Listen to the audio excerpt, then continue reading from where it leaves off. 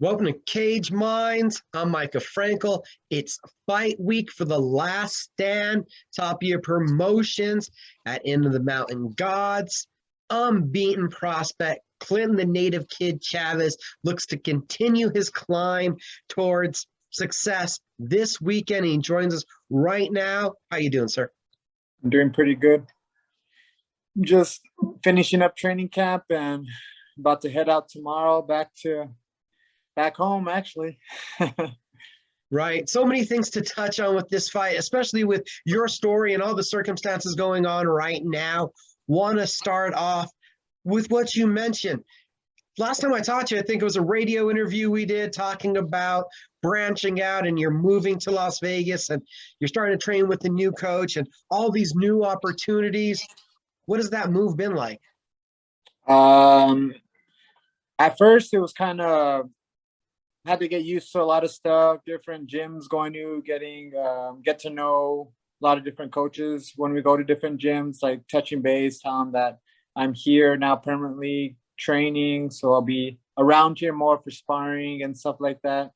But overall, it's been a great experience so far, and just looking forward and what's to come. How much different has the gym environment there in Las Vegas? How different has that been? It's not that much different. Back home, you got a lot of talent, and when it comes to sparring, and it brings out the best in everybody. And then here, I would say it's just a lot more variety of styles. Maybe just a bit like a faster pace. Everybody's a little quicker, everybody's a little stronger. So, I mean, it's great because I would never get to experience that back home because there's not a lot of variety, I guess you could say. Here, there's everybody from everywhere is here training. So that's like the benefit from moving over there to here. Seeing all these different styles, have these new Yeah. challenges force your game to improve? Yeah, of course. And you got to improve or you're going to get left behind. And so it just forces me, it just brings out the best in me, even in sparring. So hopefully you guys get to see what I've been working on, what I've been improving on come Saturday night. Well, without getting too far in depth into what you're going to do Saturday, what do you feel are some of the areas where you've taken the biggest strides and made the biggest gains?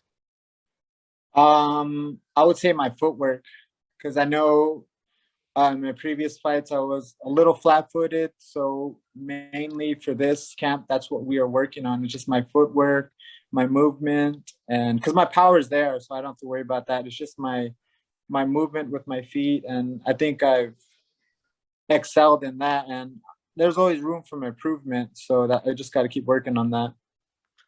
It's going to be the second time that you're returning home for a fight since making the move to train out in Las Vegas.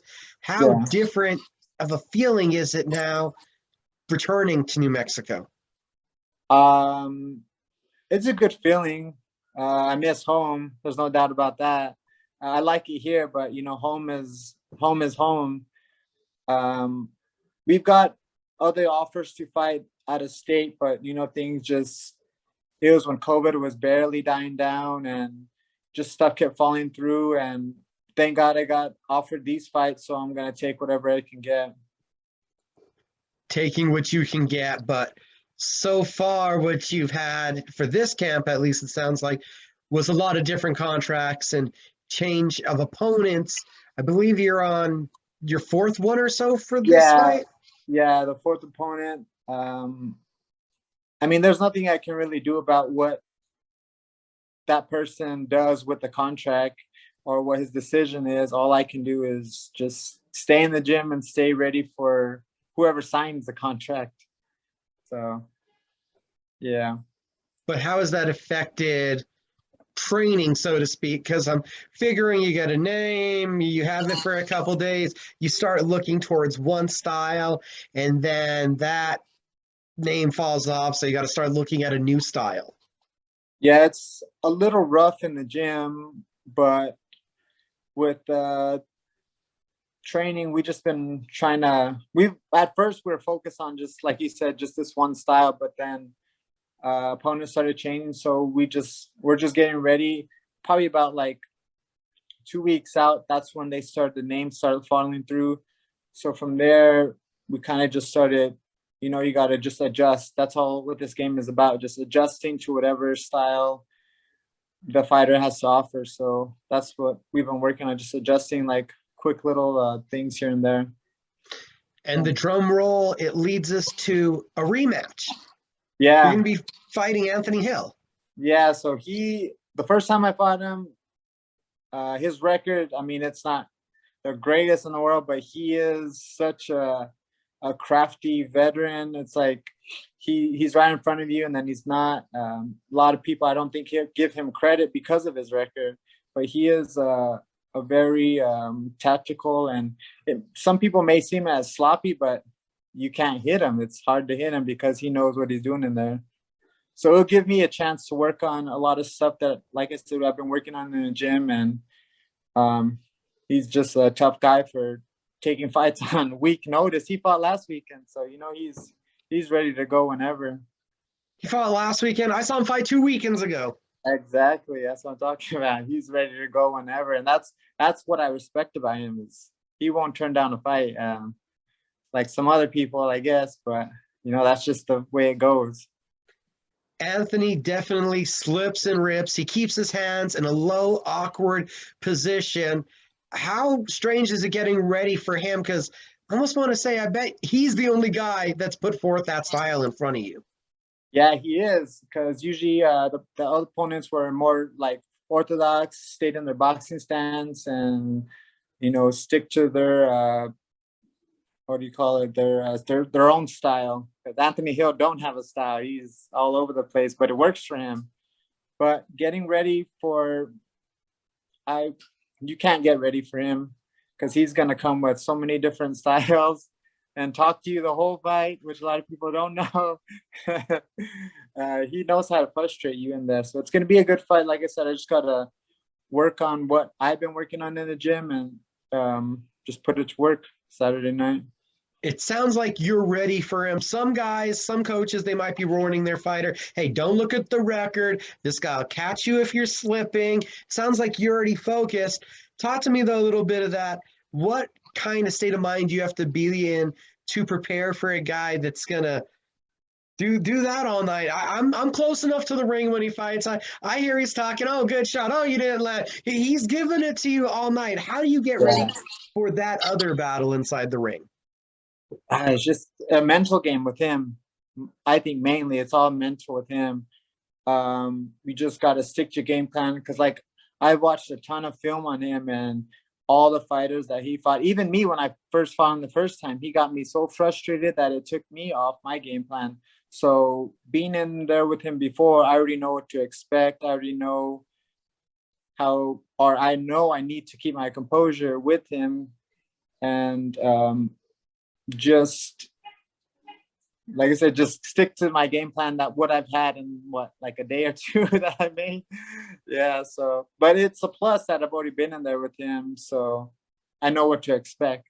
What I want to do is I want to be one of the few to stop him, because I know in his mini fights, no one has been able to stop him. No one has been able to even probably put him down. You know what I mean? Because he's such a crafty veteran that he's slippery, that I could say. So that's what I want to do. That's what I feel I have to do to feel I have improved. Maturity and composure, it sounds like, are two things that in this couple days of realizing it's a rematch with Anthony are things you've already recognized that you're going to have gains and have to take another step in. Yeah, of course, most definitely. So like I said, I just got to keep my composure and stick to the game plan that we came up with. And I'm not saying it's going to happen, but that's what we're looking for, and that's what we want. The event is the last stand. It takes place at Inn of the Mountain Gods. And not to mention, there's two legends that you're sharing this stage with. What are your thoughts, or have you had any? Have you let your mind go there? Wow, man, after I fight, there's these two guys that are legends of the sport going to be in the same ring. I haven't really thought about it. It probably won't hit me till I'll actually get over there and see them in person and get to shake their hands. So most definitely, I'll be looking forward to that fight. So that's like a bonus for me, you know what I mean? To see such great fighters get in there once again. So as we look at those two legends, talking about the top of the card, how familiar are you with them? I've been watching Barrera's videos probably since I was a teenager. So he's one of my idols, and I didn't get to meet him last time, but this time for sure I'm gonna be able to meet with him, and it'll be a highlight of the night for sure, of my night. Something that you said you haven't let your mind go there now, but I'm pretty sure it'll happen after the fight. This is going to end up, you have those big elaborate entrances, your people, your family, they're there with you. Does that make the return home to fight and that roar of the crowd that much more special? Yeah, it does. It just, I can feel the love and the energy and just all the people supporting me, and it almost brings a tear to my eye, honestly, just from all the support everybody gives me.